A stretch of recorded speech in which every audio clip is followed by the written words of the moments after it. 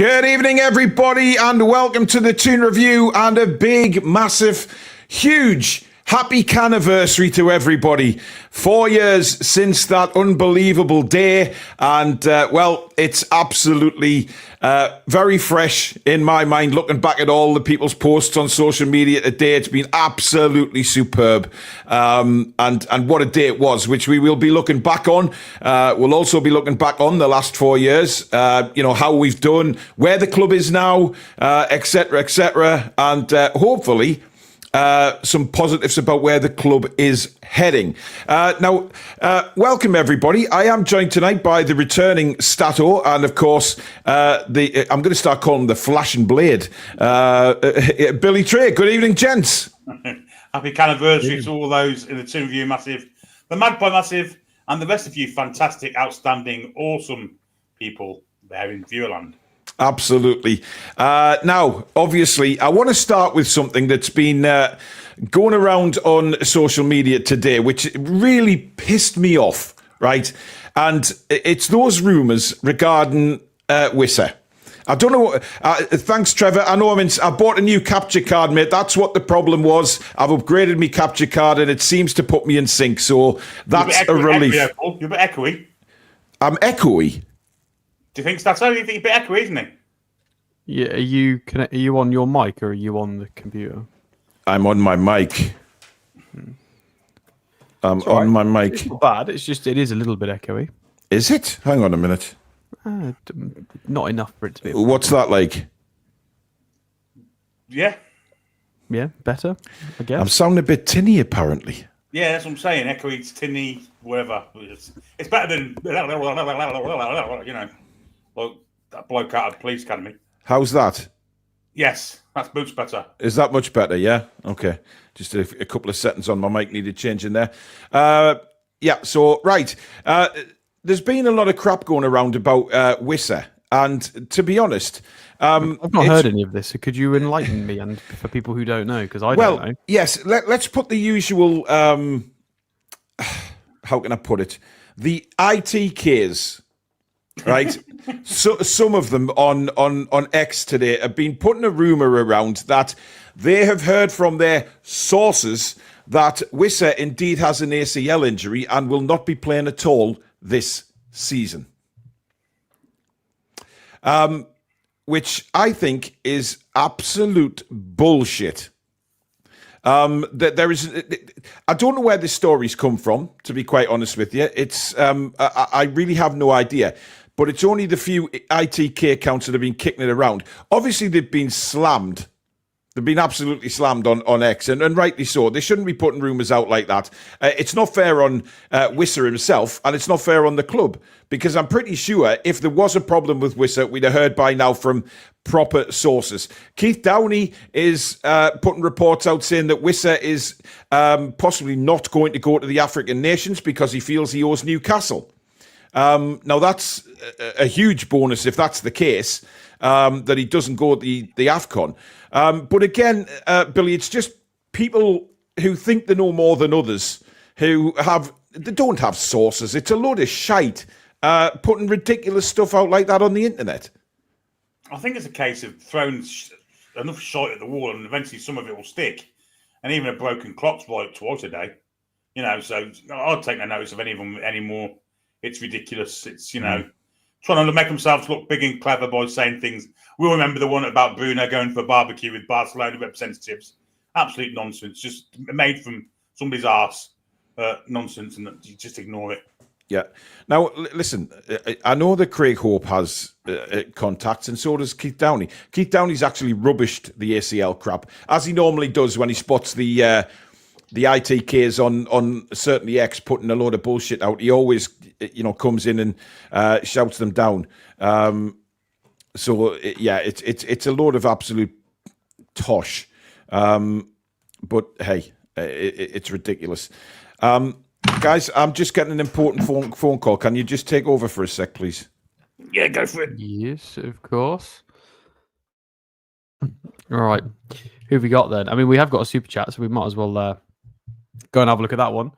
It is Rachel. Good evening, Rachel. How are we doing? Member for 39 months. Happy anniversary, lads and lasses. Indeed. So I'm always a bit bitter Does it about mean this. it's Billy, 'cause frozen? obviously yesterday, huh? Or frozen. You got the internet from. You look like you're on dial-up. I don't know what's wrong with you two at the moment. It's I've just pissed around with the. Anyway. We'll carry on from that. I've got Billy as well. All right, guys. Right. Well, I'll move on from that. I will pose a question to everybody.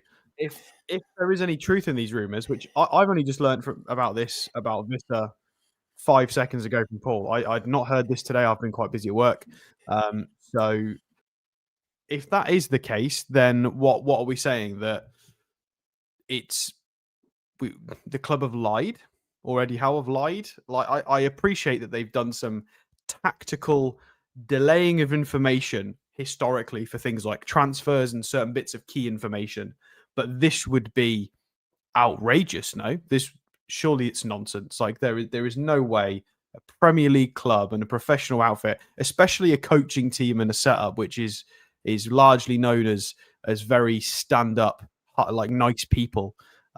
Just talking about these rumors, Billy, that would mean that there's a huge conspiracy and that there's 20, 30, 40 people involved in a big lie, which is madness. So to even suggest that is a bit of it's a mockery of Newcastle United fans' intelligence. It's a mockery of the journalists who I clash with sometimes, but it's a mockery to everybody and to us, which we at this channel strive to obviously try and get as much of the truth out as possible, although we're not, so we just have to say it when we know when the facts are out.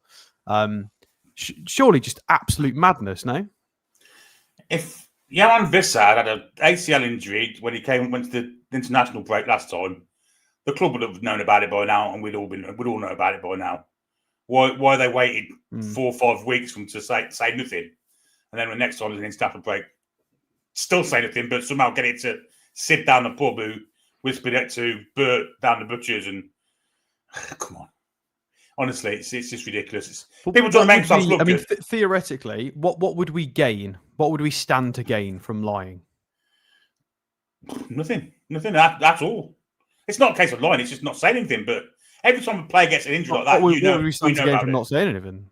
Nothing. It doesn't make any sense. It doesn't make any sense whatsoever. As I say, these RTKs generally people who have very poor lives, very few friends, trying to say things to make themselves look clever, when we all know in reality that none of them are. It's just lie after lie after lie after lie after lie. Well, we've got 6 attackers at the club currently without Wissa being fit. We've got Gordon and Barnes on the left. We've got Osula and Voltemada up front and Murphy and Alanga on the right. So we've got 6 attackers, 2 for each position if we're playing our 4-3-3. Why the need for... Well, I'm not saying there is the need. I think it's nonsense as well. I think it's ridiculous. I don't know what ITKs have been involved in this, but it's crazy. I mean, I've got a comment here. What is this? NUFC Truth, conveniently named. We had the same 2 years ago with Botman, and we were lied to back then. No, I don't agree with that. That was different. I think he wanted to try and get that resolved himself with his own medical people or That's right. fitness coach, whoever it was, and it didn't go very well. And then the club went, nope, sorry, we're going to sort this out ourselves, which led to obviously Bunce starting to get involved because it was pretty ludicrous how we were dealing with injuries. And just continuously getting injuries now. So the Botman one was about him trying to avoid an operation so he could go to the Euros, and it didn't work. So in the end, he had the operation and missed the Euros and a whole heap of time as well. Yeah, crazy. Michael McIntyre, thank you for your $1.99 super sticker. Much appreciated. Billy, obviously there's been a lot of chatter today about Canniversary.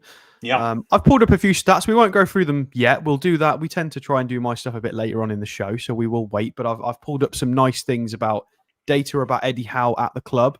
I do appreciate that it wasn't Eddie Howe straight away. I know we had to suffer through a few games of other managers first, and then we got Eddie Howe. However, I've got some data on how Eddie Howe's done at Newcastle United, players we've bought since he came in, and players we've sold. So we may maybe have a little trip down memory lane if Paul wants to go that far. We might have to squint and ignore a couple of names on the list that we don't want to look at, but it's fine. I mean, largely, Billy, since we've had the takeover, in terms of transfers in, Any misses that you can recall? No, not one. Because even the ones that we regard as misses served us a good purpose for the while. I mean, I'm talking about Chris Wood here. You know, he served us a purpose while he was here. He managed to relegate Burnley, and he managed to score the odd goal here and there.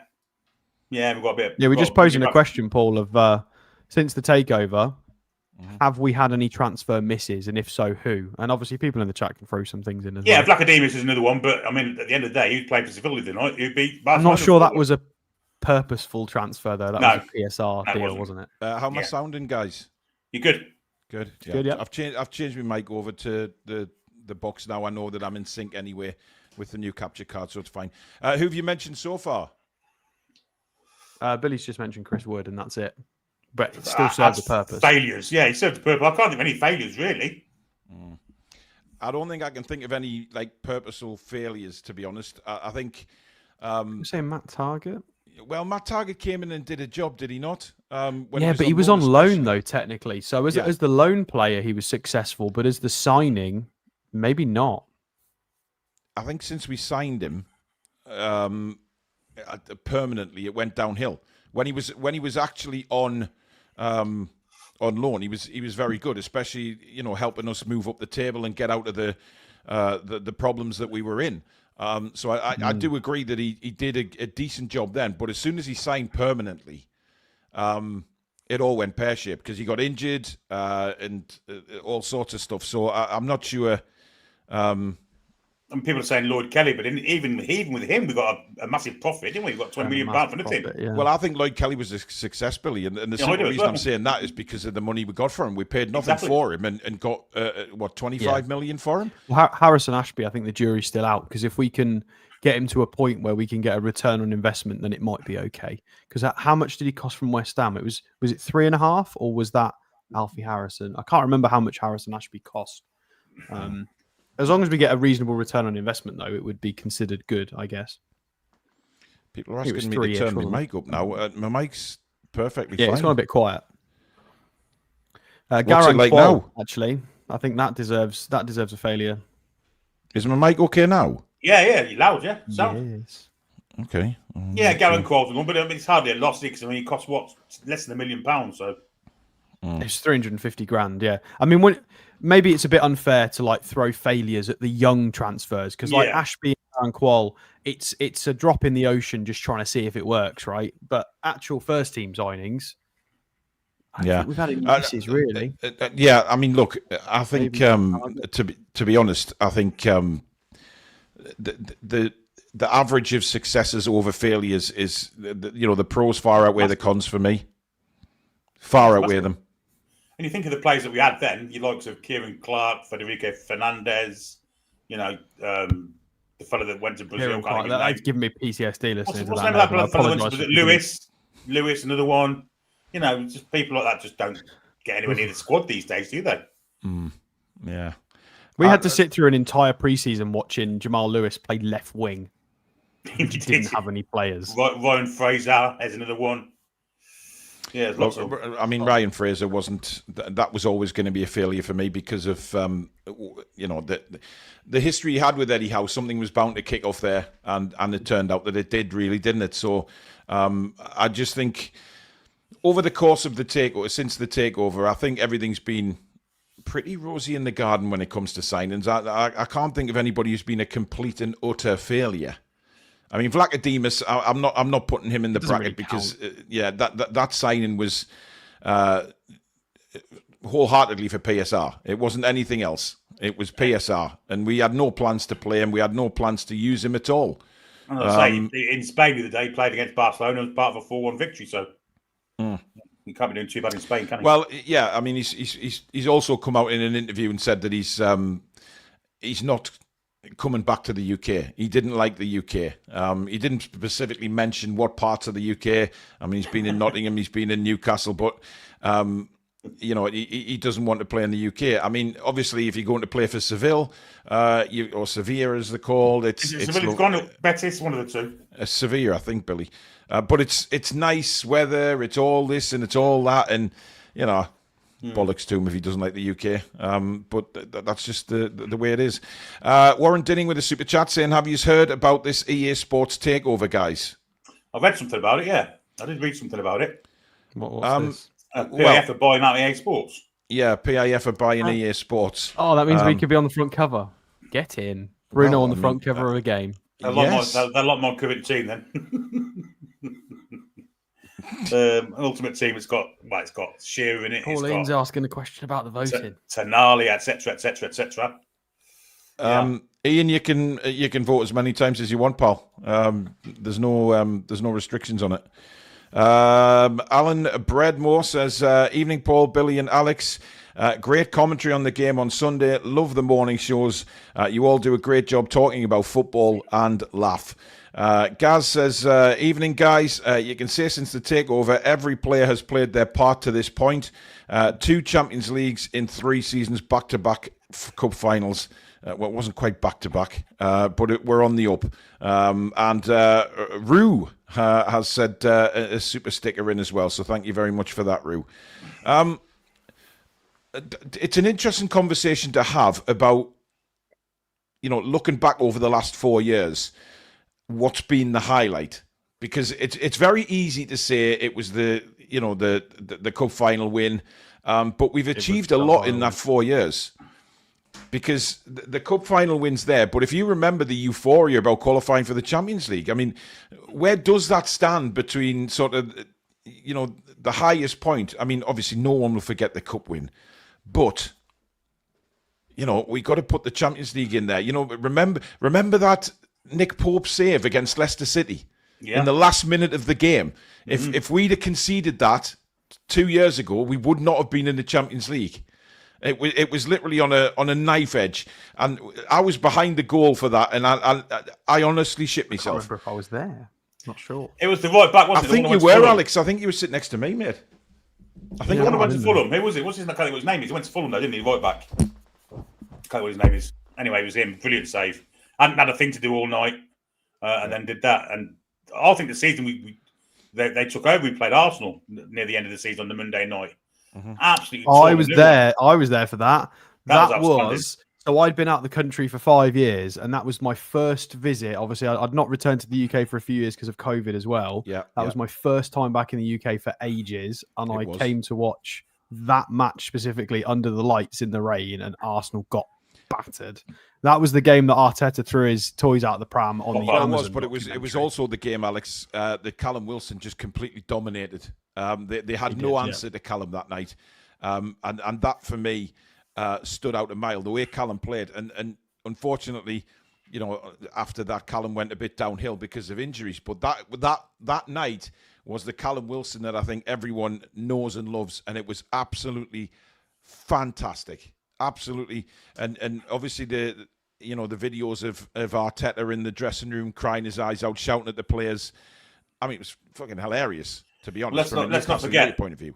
Let's not forget the signing of Bruno Guimaraes in that first season. Within 2 weeks from starting, we had a back-heeled goal away at Southampton. Remember that? Oh, what a goal that was! Special goal, yeah. And then when we had the last-minute goal against Leicester, the fellow was just.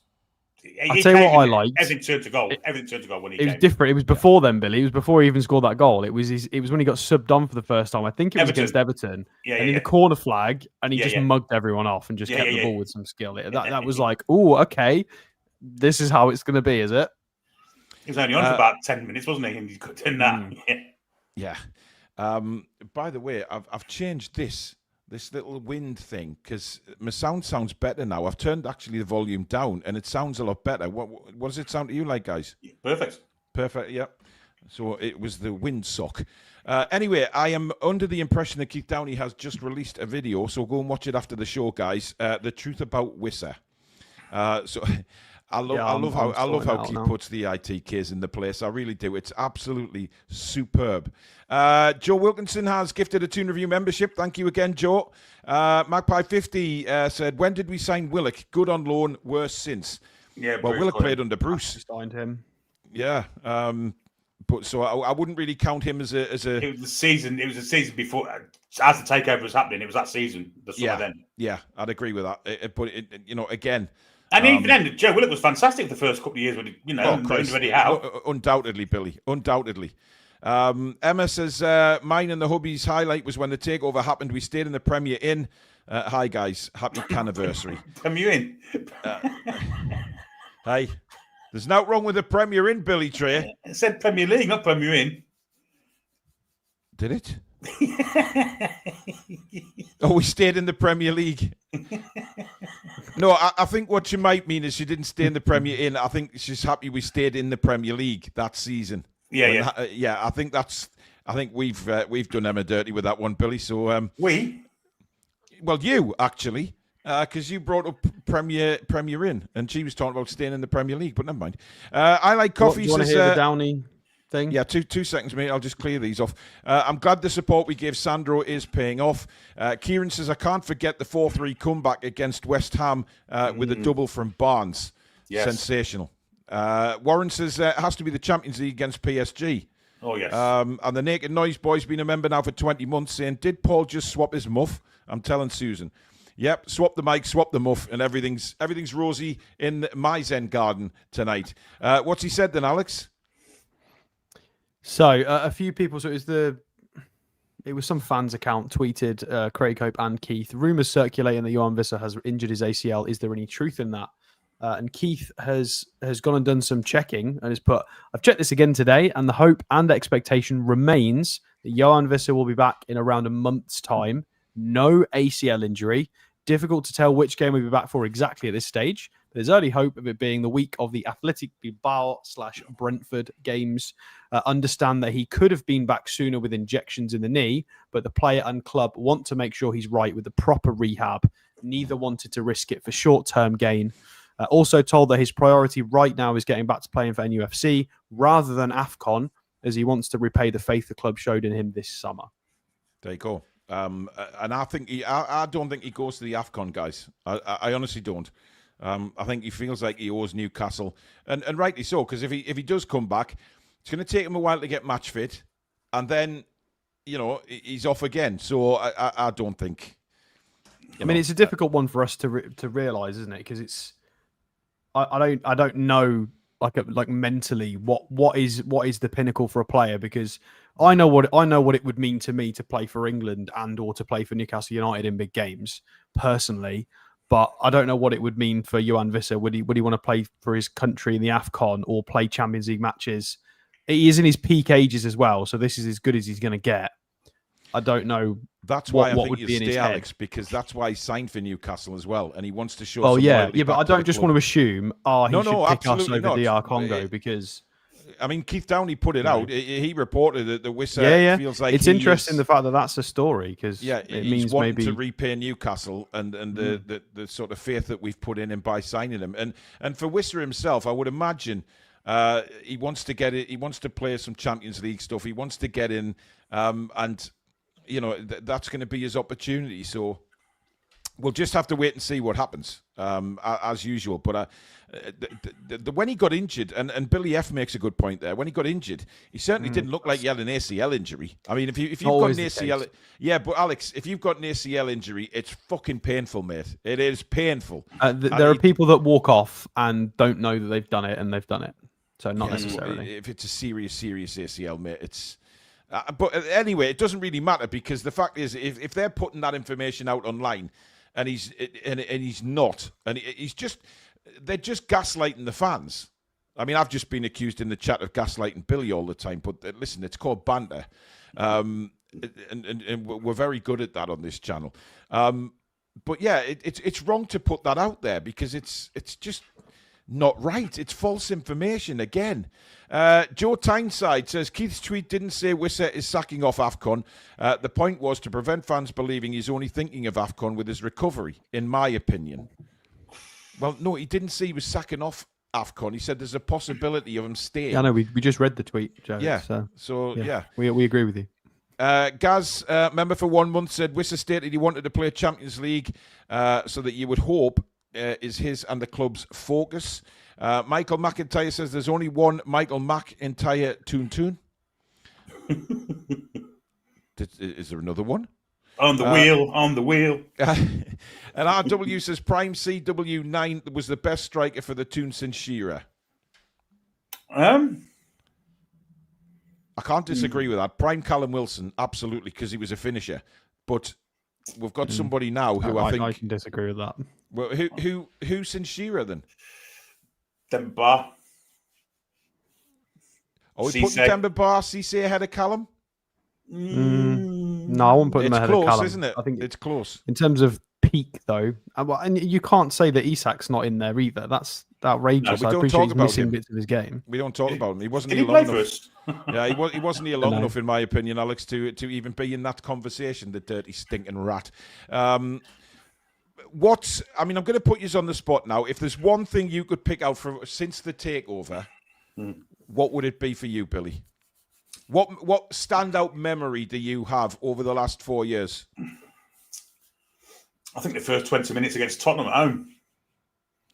Yeah, those things just don't happen, do they? No, they don't. And I was commentating on it, and I literally couldn't believe what I was seeing. I was laughing my tits off doing the commentary, and it was hilarious, but it was fantastic at the same time. It wasn't a case of, it was luckily doing it. We were playing some really, really top of the league stuff at that time.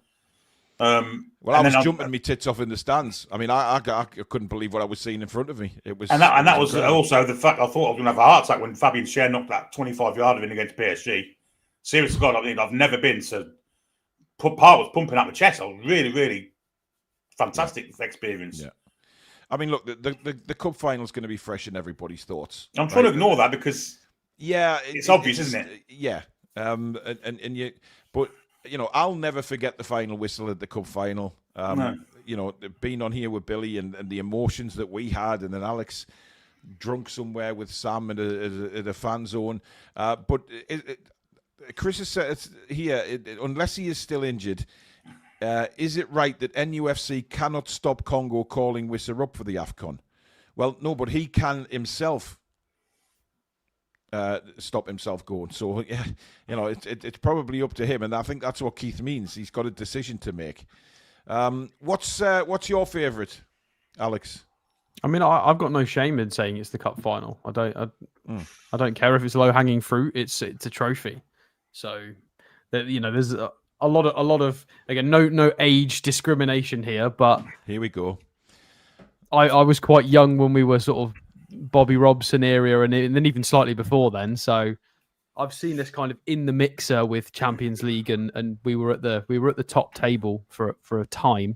And that's as good as I've ever seen it. Well, what the question should have been was, obviously the cup final is the pinnacle, but apart from the cup final, what is his... Don't take it away from me. I'm not taking it away from anybody. I'm just asking. It's a given. If Billy stipulation, the cup final is a given. Yeah, it is a given. But there has to be something else that stands in your mind, Alex, over the 4 years since the takeover.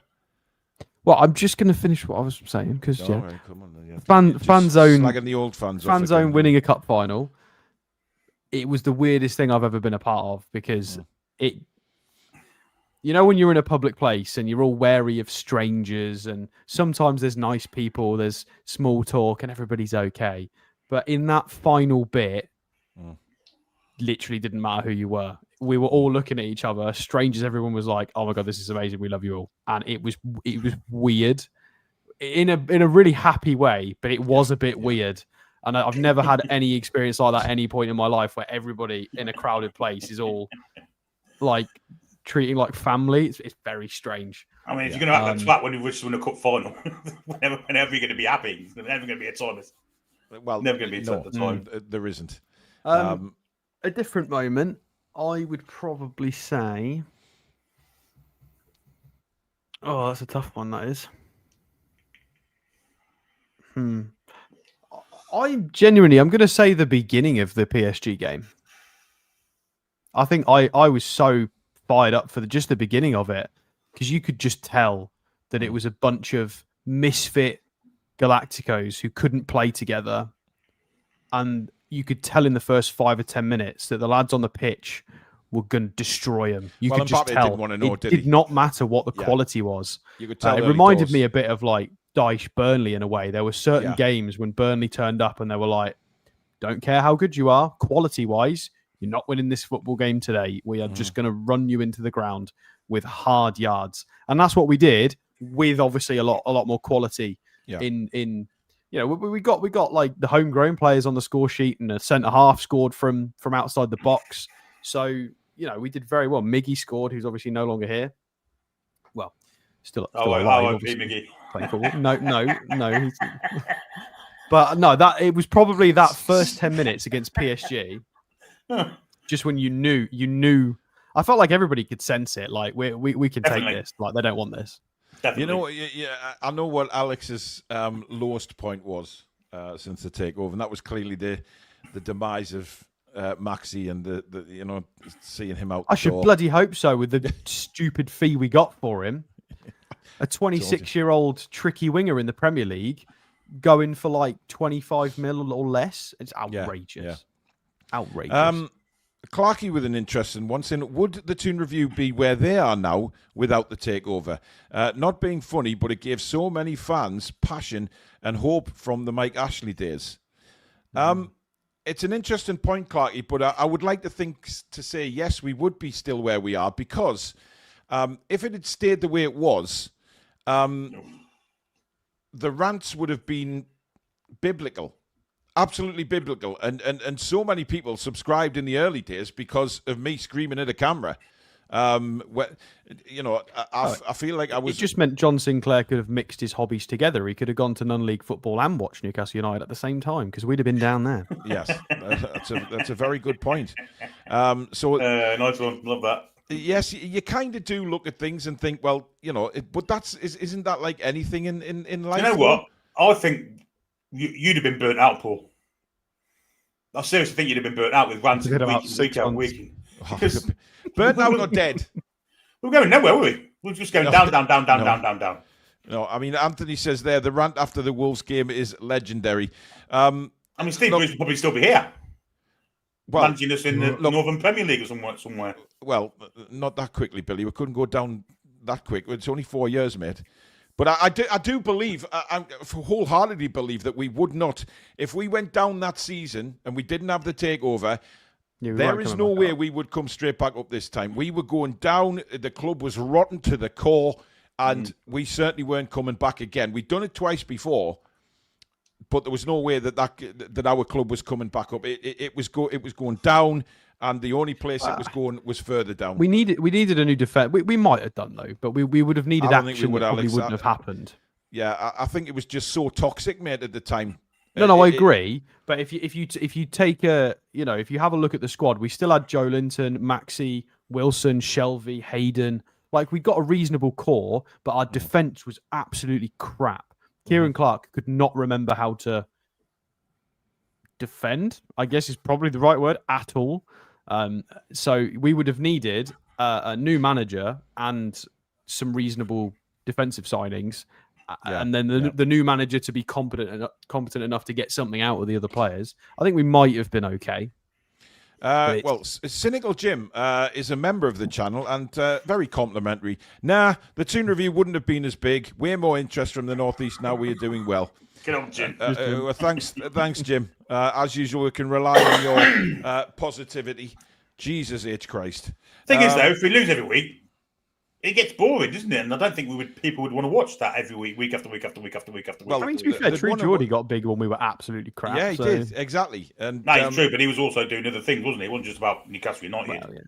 Well, first of all, it was. And then he started talking about the Premier League. We weren't that bad for the whole time either. He was big when we had Pardew and finished 5th. So there were moments. But I think he would have made himself ill as well, because there was a lot of us whose blood pressure used to rise. And you know, my neighbours would always know when Newcastle had lost, because you know things were getting thrown off walls, and it was Saturday. Yeah. Ian Hogg says, my memory is when the chairman was introduced to the crowd at St James's Park. The noise and emotion was incredible. Do you know what? I was going to mention that as a real high. That first game against Tottenham, right? We lost the game. Wilson scores a bicycle kick right at the start, and everyone goes, "Oh my god!" we lost the game, right? But the atmosphere in that stadium was something that we'd never had for over 10 years. It was simply unbelievable. The war flags were back. There was just an anticipation and a real belief that things were changing for the good. We'd got rid of Ashley. The Sports Direct signs were still all over the stadium, but we knew that wouldn't last very long. Look, do you remember how happy we got on this show? I don't know if you were on, Alex, but Billy was. How happy we were when we saw the window cleaners, Billy. Yeah, unbelievable. Do you remember that? Yeah. And the Gallagher pitching getting removed from his spot. But everybody was going mental on social media that the St James's Park was getting the windows cleaned. That was the first day, wasn't it? The window cleaners come in. Yeah, that's how bad things were. The fact that we were celebrating window cleaners. St James's Park was an absolute shitter, wasn't it? Yes, it was. Really needed some TLC. Yeah. It was never going to get it under the fat bastard. Well, he was not a chance. Magpie 50 says, how about the 8-0 away at Sheffield United? That was another funny one, wasn't it? It was just unbelievable. Yeah, but they did also concede 100 goals in that season. They did. Yeah. 12 against us. It's 12, absolutely. Denverell says, have a poll on it. The Cup win, PSG, Spurs, and another. People love the polls. It's pointless putting the Cup win because that's going to win. Yeah, just put PSG, Spurs, Cup win, and Sandro Tonali. Right. Okay. Right. All right. We'll have a poll. Right. We'll have a poll. Right. So, apart. Steve Bruce getting fired. The first.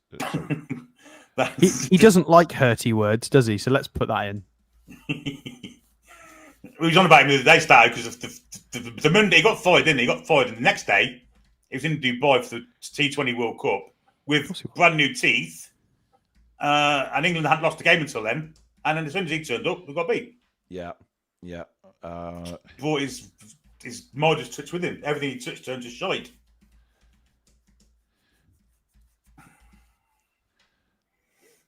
Please put it in there.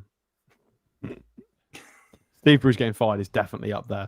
And no legal action, Steve. We're allowed to not like you. Yes, that's not illegal. Like you. We don't like you. That's okay. Yes. Some people just don't get liked by people. It's fine. I mean, nobody liked him anyway because he was a crap manager. But when he said he took his dog to the fire display, he's not a nice person. Oh God, yeah, the fireworks thing was just unbelievable. Taking your dog to a fireworks display. What an absolute stroker. Right, Steve. Right, hang on a minute. What did you guys want on the poll? Steve Bruce getting sacked. Yeah, what else? First game atmosphere versus Spurs. PSG. What, two more. PSG. And the first 20 minutes against Spurs, 6-1. Do we not want the celebrations? Qualifying for the Champions League? I'd prefer Heroes, to be honest. Okay, so what am I putting? Spurs? They left Matt Target in South Korea. I mean, they didn't, but yeah, that was funny. Right, we can only put 4 on, but let's do that. So there you go. The poll is up now for you to get voting, guys. What was your highlight apart from the cup win? What has been your highlight? Steve Bruce sacked. First game atmosphere against Spurs. PSG win, or was it the 6-1 against Spurs? Let us know, and we will come back to that at the end of the show. Right, looking back. Obviously, Amanda and Mia Dad are no longer with us as well. But Amanda made. Club. Can we stop? Hang on. Can we just put a hard stop on people phrasing it as if people are dead for the rest of the show? I'm not phrasing it as if they're dead. They're no longer at the football club. I didn't say they were dead. You said they're no longer with us. Well, no longer with us as a football club. Okay, passed on to pastures new. Indeed. Mark Mullins with a super chat says, I'm positive when Wissa joined, he stated if we progress further in the Champions League, he would not go to the AFCON. I'm 99.5% that was said, unless it was a bogus information. Well, it must be because the Champions League doesn't restart till kind of January, February time, and the AFCON's in December, so... No, the AFCON starts in December, Billy, but it rolls over. Yeah, but the Champions League, Champions League restarts after that, so... Maybe he just doesn't want to get injured in the AFCON. Warren says, Miggy's purple patch was amazeballs, guys. That is not going in, Warren. And shame on you for bringing that up. It was more the fact that obviously it got provoked by Jack Grealish whining about mocking him. Yeah, but I'm sorry, but if that is one of your highlights since the takeover, after the goals, everything that has happened, Warren, you need to have a word with yourself, pal. I know you're a big donator to this channel, matey, but if Miggy's purple patch... Hey, he got us Champions League. Oh, give over, man. It was more than the purple patch. It was a purple season. Right. He was terrible.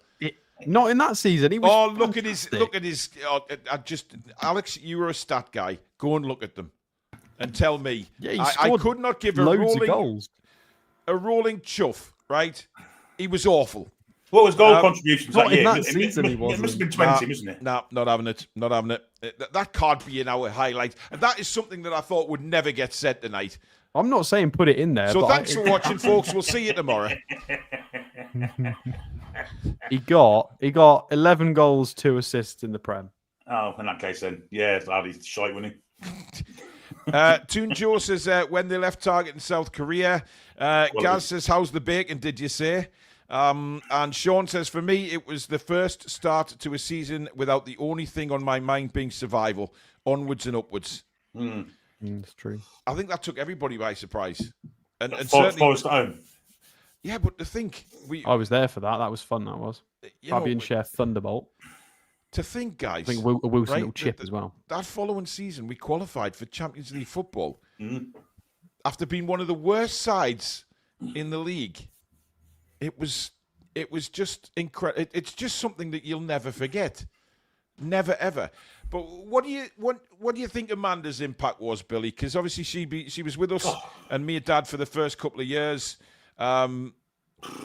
Just an unbelievable woman and an unbelievable communicator with the fans, and she really took this club to her heart, didn't she? Well, it doesn't happen without Amanda. It's simple and straightforward as that. She was the catalyst for all of it.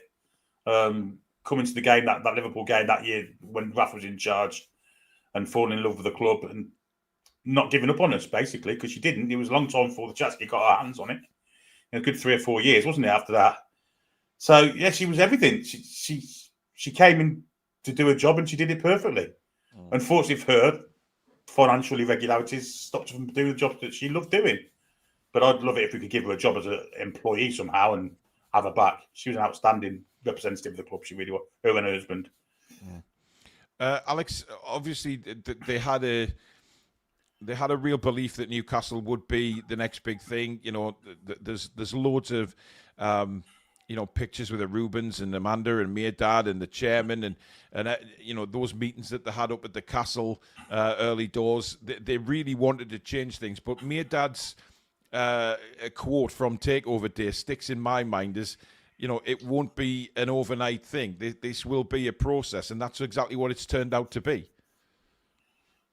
Yeah, I mean, in their defense, some people do pull them up on some of the targets that were set and rough, 5 to 10 years before we win something, or was it? I'm not sure if that was win the Premier League. I can't remember what she said specifically.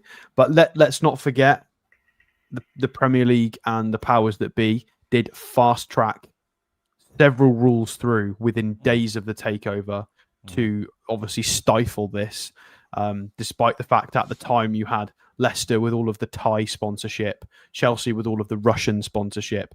It was rife, and they basically just put a stop to it immediately. So all of those quotes, I think, were absolutely valid and fair and appropriate on the days of the takeover. And then obviously it changed because they panicked.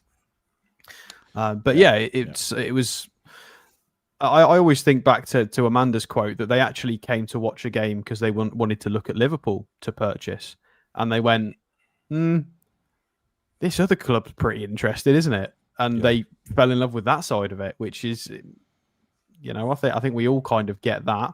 I appreciate that a lot of fans around the world like the whole "you'll never walk alone" in Anfield, all of that nonsense, but I think we've been taken in by something slightly different, and St James's Park is the only thing that gives me chills down my spine. Not those other stadiums. They make me sick, to be honest.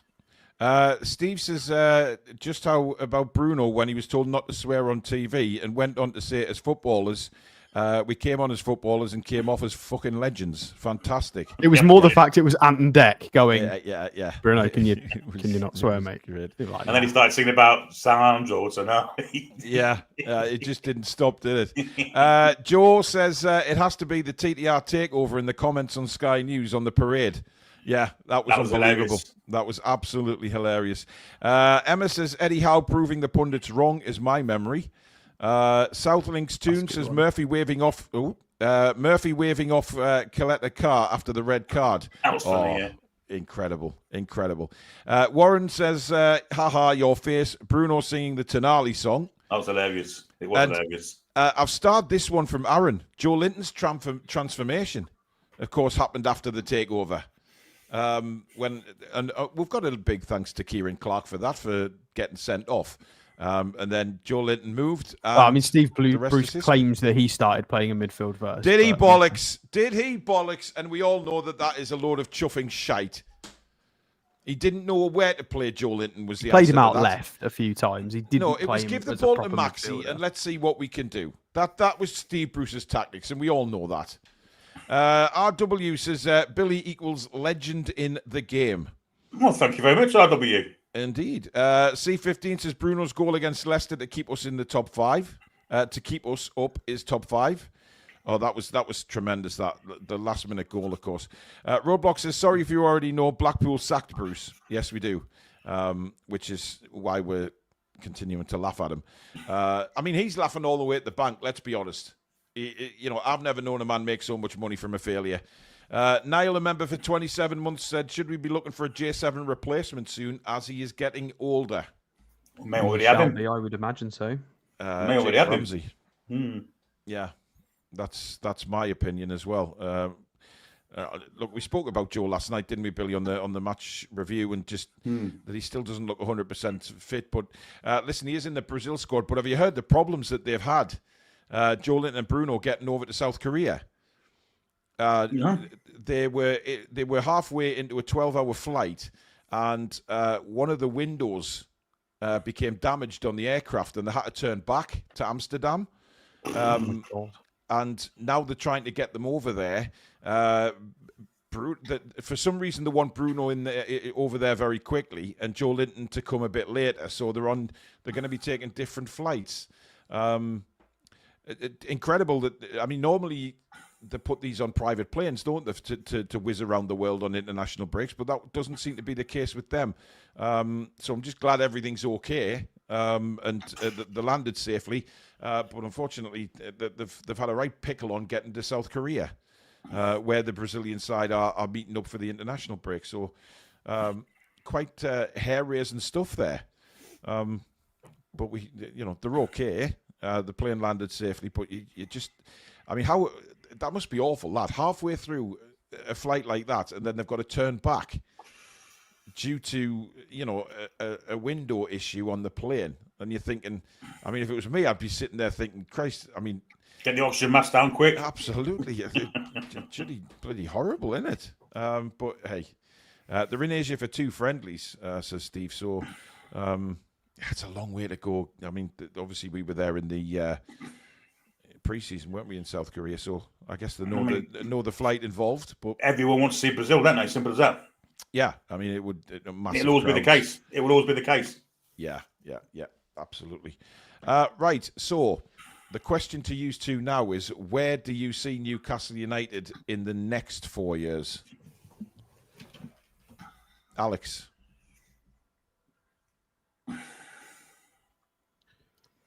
In the next 4, what would we have achieved, or what we're going to be working towards? Where would you like to see us in the next?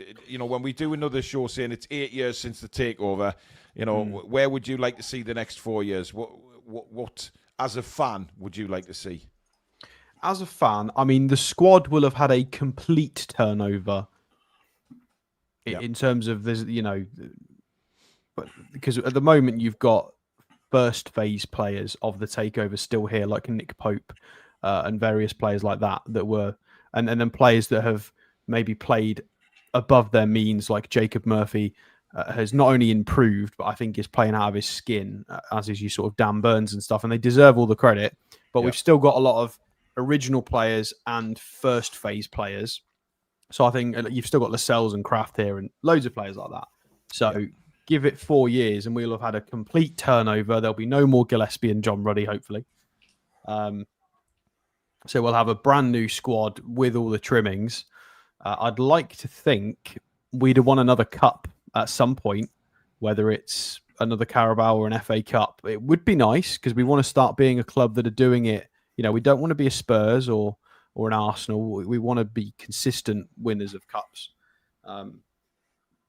And then hopefully breaking into that bracket of what Arsenal are currently doing, which is trying to knock on the door to win the league every year.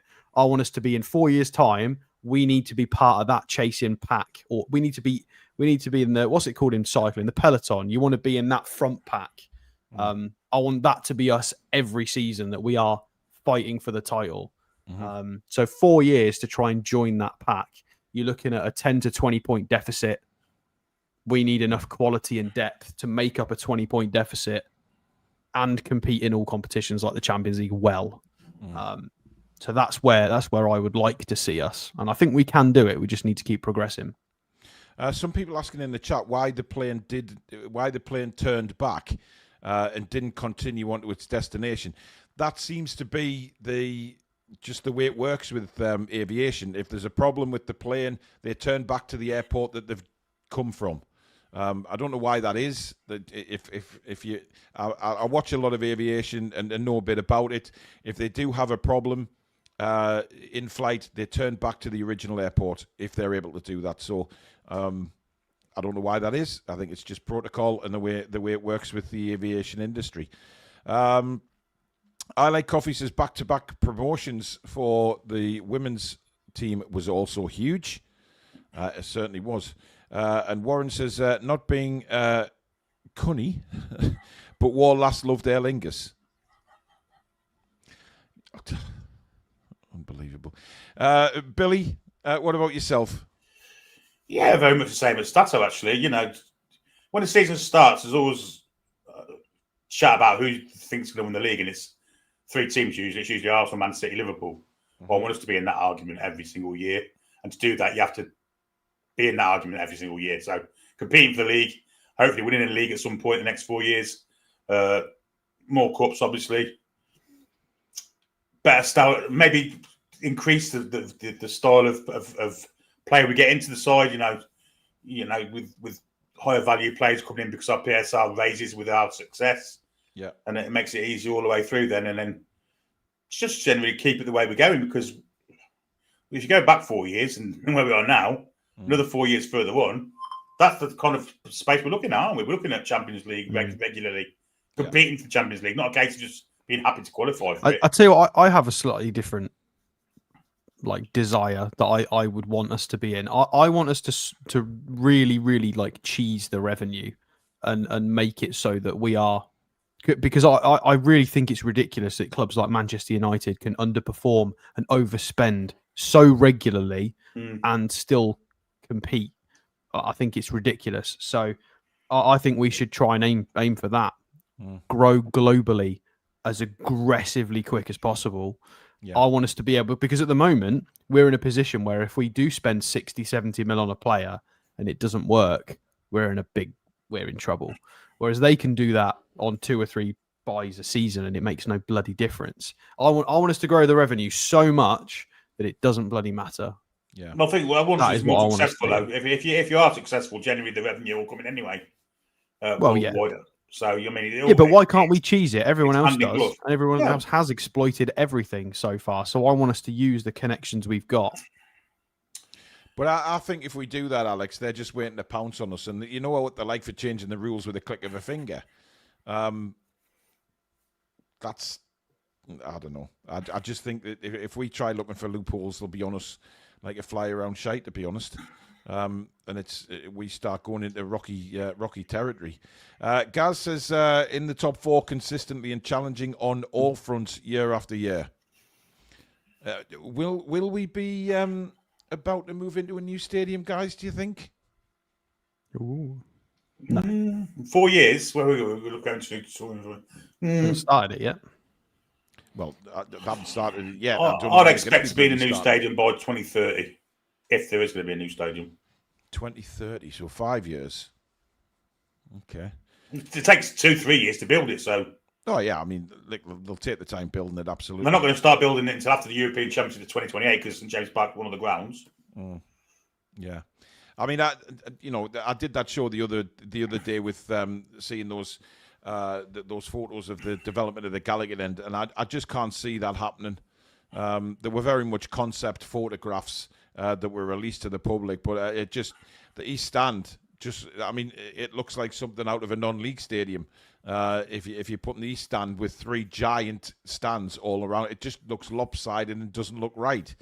But I'll tell you what, by the way, that EA thing could be an interesting way of growing us globally. 100%, yeah. Because you can just do what everyone else does. Like, again, no disrespect to Keith Downey because we like Keith, but places like Sky and all of these platforms that push the narrative of clubs like Manchester United when they are doing very bad, they're still plastered on the front screen of every advertisement, every event. We can just force the issue. We could have Newcastle United at the forefront of everything EA related, because why not? What are they going to do? They're still going to buy it, aren't they? Do you think we could? Do you think if we do move to a new stadium, they would still call it St James's Park? That's what it is. Because the only team that I know that off the top of my head anyway moved to a new stadium, and that was Millwall, and they went from the Den to the new Den. So we can't call it the new St James's Park. It doesn't sound right. It might be the EA Stadium. Who knows? EA sponsored, EA Sports stadium, Stadium. I mean, look, whatever we think is going to happen in the future, it's going to be exciting. You know, there's a lot of things on the horizon with this football club. And one bit of news today that I covered this morning, guys, which was superb news, is that Sven Botman wants to extend his contract. No, that's not the news. And I heard rumours that Liverpool want him, so we need to extend him. Yeah, well, the people were putting 2 and 2 together, the fact that he was good mates with Isak and Liverpool want him, he was going to bugger off. And this isn't. This is obviously the established, journalists writing this story saying that he wants to sign and wants to talk for a new deal, and they don't think there will be a problem. They think it'll be a pretty much a straight done thing, and I think that's fantastic news because of Botman and Chow for me are just incredible. And can you believe Paul Scholes' comments? Come out and saying that Sandro Tonali is probably the best midfielder in the Premier League right now. We've been saying that for the last 2 months. And he said that on the telly, which has angered a lot of Arsenal fans because they were like, "Oh, we're Declan Rice and this and that." Sandro Tonali is so much better than Declan Rice. It's not even close. Yeah, Liverpool fans think Ryan Gravenberch is the best midfielder in the world, not only Premier League.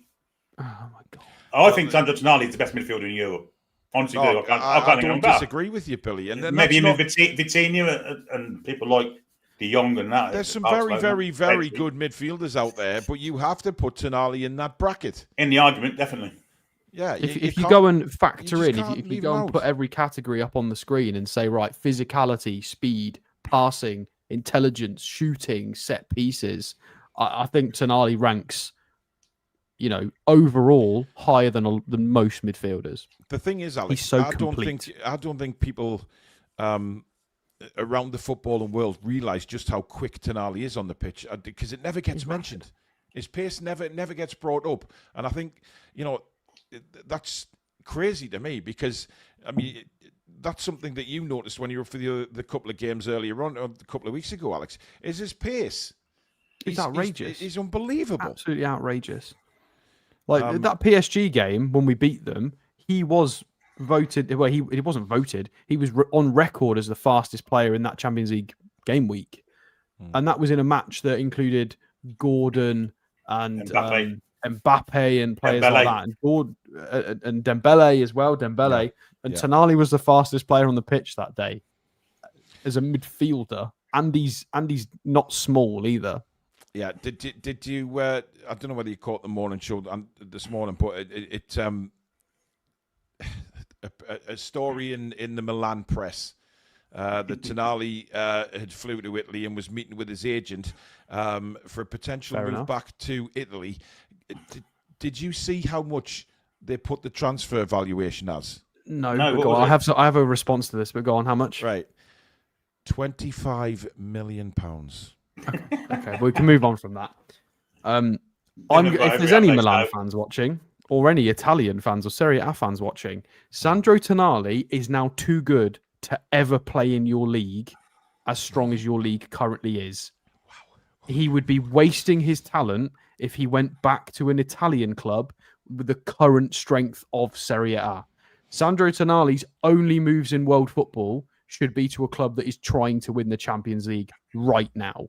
I think anything else, it's a stupid move, in my opinion. If he wants to go because of the Italian thing, absolutely fine. But if you're going for a footballing move, I don't think any of the Italian teams are anywhere near winning the Champions League. Well, C15 Napoli Rise are probably says, the I closest, disagree, and I don't Alex, think but they'll get hasn't past put the why. quarters.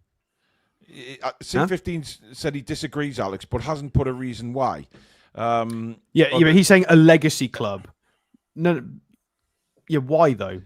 But that's 3 years' time. Things might be He's very already different played in for 3 Milan. years' saying- He's already played for Milan. He's not going to go back to Milan. is In he? the next 1 year, 2 year, 3 years, like in the short term, like long term, yeah. If he has a good career here and then wants to go back, absolutely fine. But I'm I'd talking expect about Tonali to if finish somebody his wants career in him, Italy. Of course I would. like if somebody wants him at his peak, Yeah. it's going to be a club that are nailed on trying to win the Champions League because Real he's that Madrid. good. He fits into Real Madrid. Yeah, I mean, they may come calling. I Like Coffee says, in the next 4 years, I see the Toon Review on 500,000 subscribers.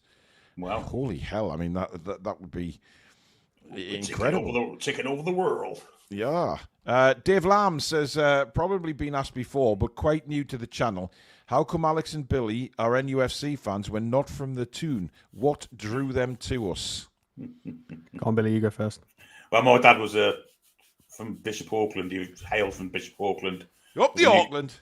Was a Newcastle United supporter amongst many Mackhams actually in the family. And he used to go every week. So he kind of beat it into me that I was going every week, whether I liked it or not. And first game was Cup Final 74. And apart from a little rebellious spell in the mid-80s, it's been the same ever since. What do you mean a rebellious spell in the 80s, Billy? I think people are going to ask questions about that. I used to go with my mates on the piss and watch Coventry for a couple of seasons. Oh. Basically being on the piss. But those 2 year seasons, I used to go and watch Coventry. They ended up winning the cup, so it wasn't all Yes, bad. it did. 1985, was it, Billy? 87. 87. Keith Houchin diving header. Oh, yes. Yeah, I remember that. So Alex? mine's slightly different. Mine's purely because I'm from the Isle of Man and there was no team at that point. Some of my family were Sheffield Wednesday. Some of my family were down in London with Charlton Athletic. And I didn't want to support either. And I saw Shearer scoring on the telly. Well, it was pre-Shearer, to be fair. And I went, that one, I like that team. And that is literally it. And I would never... my dad worked with a few Scousers because we were in the Isle of Man and there was obviously a lot of business with Liverpool. And a few of them tried to buy me in. So we were family friends with the Jeffers family. And they bought me... This, yeah. They bought me a Michael Owen Liverpool shirt and some little door stops and things like that and tried to buy me. And I wasn't having it. I went to my first game away at Goodison Park, sat in my full Newcastle United kit with all the Everton guests. It was quite... I'm sure my parents were thrilled. I didn't care. I was Francis Jeffers in order to try and get we knew Francis. we knew his dad. So yeah. John is Francis Jeffers' dad. But he we don't played talk about for Francis Liverpool, didn't Jeffers' he? career. He played for Liverpool, didn't he, John Jeffers? Yeah, he played for Liverpool and Stoke and a few other places. Yeah, but Francis Jeffers, career-wise, we don't talk about that. That didn't go very well. No. Played for England. Yeah, it could have been so much better. It could have been so much better. Against Australia. He was... Rooney did what everybody thought Francis Jeffers was going to do, and then Rooney just went and did it himself. I mean, to be fair, Billy, Coventry could be Newcastle's opponents next season, the way Lampard's got them playing. I mean, they can't stop scoring goals. I hate it because you're never at the end of it. If by chance they do manage to spawn a win against us, never at the end of it. Oh, God. And the 5-1 under Rude Hill at Highfield Road, I've never been as drunk and I've never been as obnoxious in my born days as I was that day. I was phoning people before in the morning. You're fucking shite, man. Oh, unbelievable. Crazy stuff. Right, let's have a look at the poll results before we leave you then. We did ask you, apart from the cup final, what was your highlight of the takeover? Was it Steve Bruce being sacked? Was it the first game atmosphere against Spurs? Was it the PSG win? Or was it the 6-1 win over Spurs? Where do you think the main votes have gone, guys? I don't know. It's a tough one. Surely. The Is what, cup Alex? win in there? No, the cup. It's apart from the cup final. Oh yeah, I did have some stuff to show people. Yeah, okay. We'll do that in a minute. It'll take 2 seconds. I'll go PSG. One of the PSG moments, to be fair, because although it was funny beating Spurs, they're Spurs. They do Spursy things. Oh dear me. Whatever happened to King? PSG just won the Champions League, so it's more. He of a ain't been team, since, has he? He hasn't. He disappeared off the face of the planet, didn't he? It is the PSG win in the Champions League. 60% of the votes went to that one. 20% in second place was Steve Bruce's sacking. Then came the 6-1 against Spurs, 16%. And only 4% voted for the first game atmosphere against Tottenham. That's because fucking I do like that Steve Bruce getting sacked was higher than a few other options. Yeah, it's madness. That, I mean, I thought that is a banter option, but people. Well, I think he's pulled down the first game as well, because when he walked out with the team, everyone laughed. For fuck's sake. Yeah. Even though we knew it was going to happen. Well, And then John Joe we knew he Shelby was on borrowed time, and we all knew it was a waste of time. The club were just doing him a professional courtesy. And Amanda came out and said as much later on anyway, and got in trouble for it and had to apologise. Yeah. Because he tried to sue her. Anyway, what do you want to show us, Alex? Well, not show you guys, but it was more of. Well, I guess I could show you a little bit. So bear with me. Hey. I've got a couple of records So I've got Eddie Howe specifically since. Okay. And I appreciate that we did get. How many games did we get out of Steve Bruce? We let him get his 1,000th, and that was it. And then it was Graham Jones for 2 games. Yes. Yeah. So here is Eddie Howe stat-wise since he's been with us, I believe.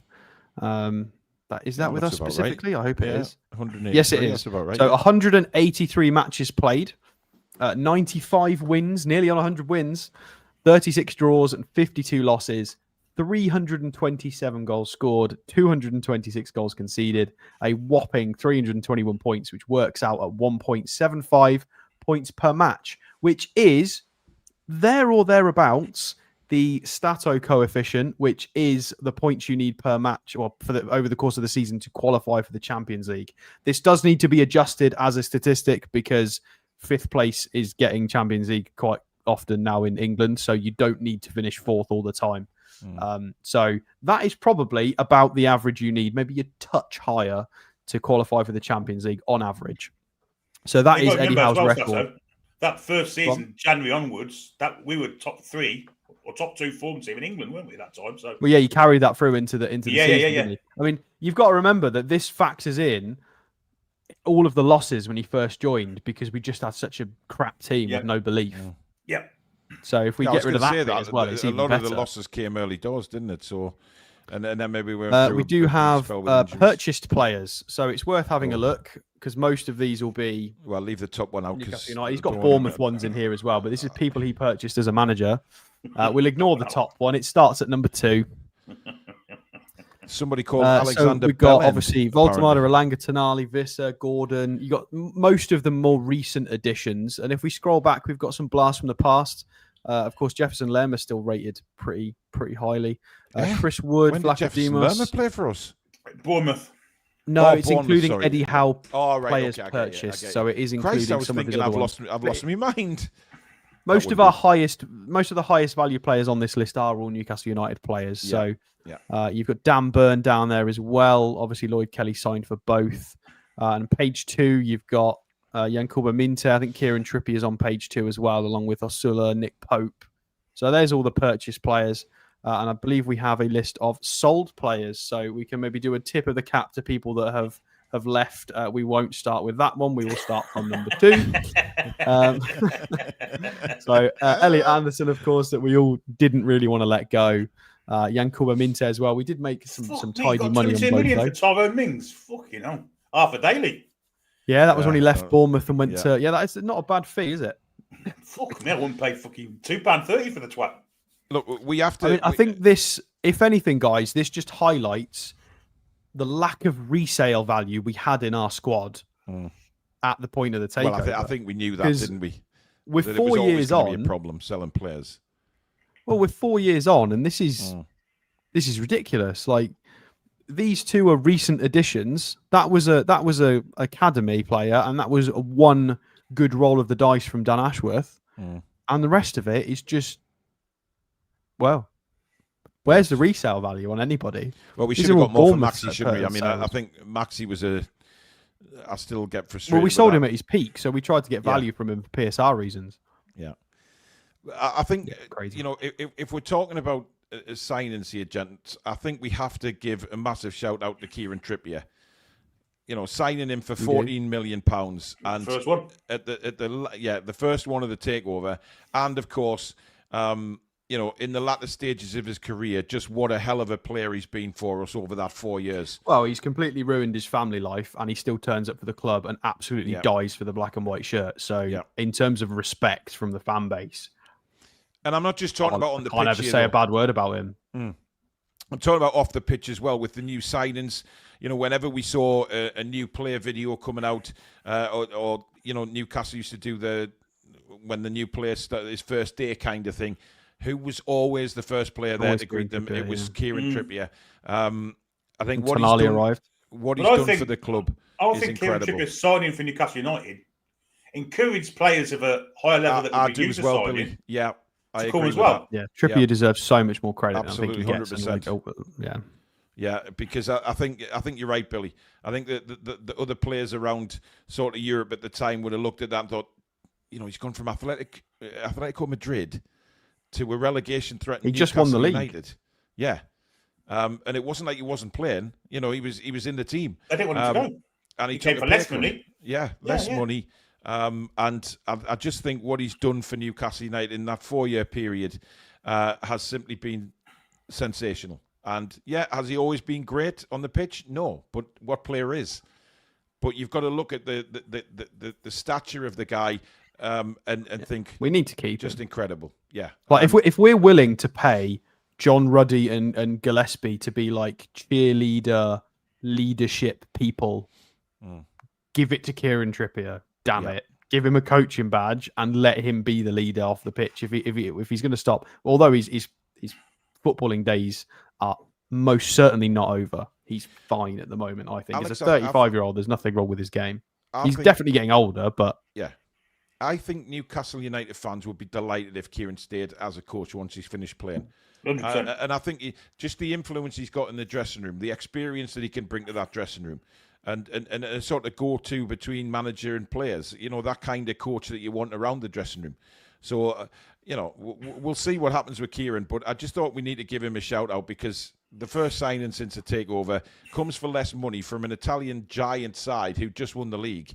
I think was an incredible coup for Newcastle to get him, but also incredible of Kieran Trippier to say, you know what, you know, despite the fact that what was he at the time, 30, 31, I'm going to go to Newcastle, and because he believed in the process of what we were doing after the takeover. He obviously went to him and said, this is what we want to achieve here, and we want you to be a part of that for the early stages, and he's done it. Absolutely done it. And I definitely agree with you, Billy. I think that was the catalyst to go and get the likes of Bruno, etc., Sven Botman, etc. And you know, so we've got to say well done to Kieran as well for coming for less money and doing what he's done. I just think it's incredible. I mean, we're on about dishing out testimonials, and Kieran Trippier's not been here long enough for him, but Jamal Lascelles has been. He should be getting testimonial this season. He should. Yeah, I don't know why he's not had one yet. It's weird. Billy, I just wanted to ask you quickly. There seems to, and I mentioned this this morning about. Sorry, Mark's just caught my eye there. Not showing up on Podbeam. There should be. They're supposed to go out. I've got the server sends them to all the podcast providers. So apparently, you called Atletico Madrid Italian giants. did I? Oh well, fuck it. I don't care. I always have a Castor. That's the whole point of these shows. To be honest, what was I talking about before? You could ask me something. Oh yes, about there's been a lot of kick-off, Billy, about the fact that there was no minute silence or applause for Willie McFall. And then some people mentioned in the chat that there wasn't one for Wyn Davies either, or Terry Cassidy. I just want to know where you stand on it. Obviously, you've watched Newcastle the longest between any of us, and some of the we talked about Willie McFall last night. Yeah. And the fact that there was no, it doesn't take long to arrange, because we've seen it with other clubs when ex-players have passed away, and they've done it straight away. I just thought it was a little bit of a shame, given what Willie McFall had done for the club. Yeah. To not have a minute's applause or a minute's silence to honour him after what he gave to Newcastle United. I think John Tudor was another one that didn't get one. John Tudor, yeah, there's another one. Yeah, it's I don't know whether something's been lost in communication, but all of our ex-players that have performed in the black and white over the years should be given the respect of a minute's silence after they pass away. There's no doubt about that. And if they don't, then there's something wrong. Something needs to be spoken about in the board meetings or whoever deals with that kind of thing, whether it's social media people, whatever, that needs to be sorted out. This is what the Supporters Trust exists for, isn't it? Yeah, NUFC got to get involved in it. I think they are, to be fair to them. Yeah. We need to sort that out. We need to sort them out.